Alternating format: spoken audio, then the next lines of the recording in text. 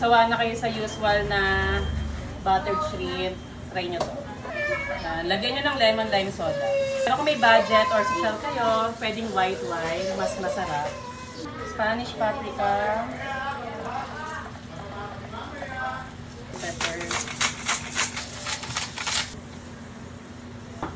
Pwedeng lagyan ng konting pampaanghang para may konting kick.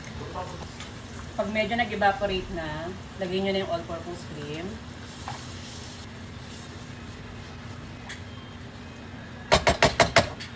Then, lagyan nyo na yung shrimp na na-half ko kanina.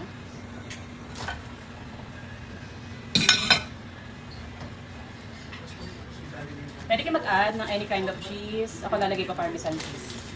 So, depende kung anong cheese ang ilagay. Parmesan cheese. Antayin lang natin kumulo.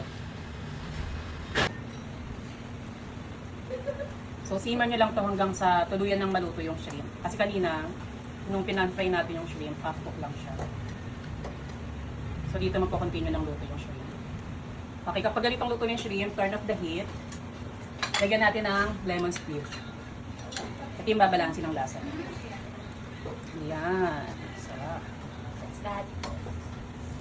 Prawns and creamy garlic sauce. And then, tikman natin. Perfect.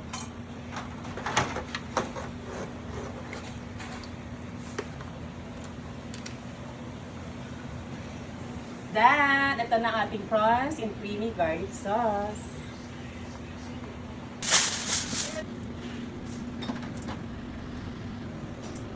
Sorry.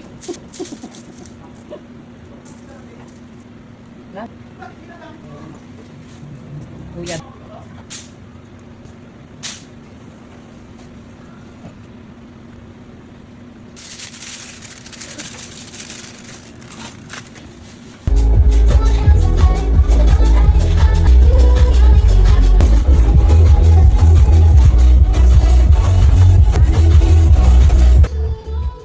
Lagyan na ng mayonnaise. Ganito siya, gaya mo na lang ako.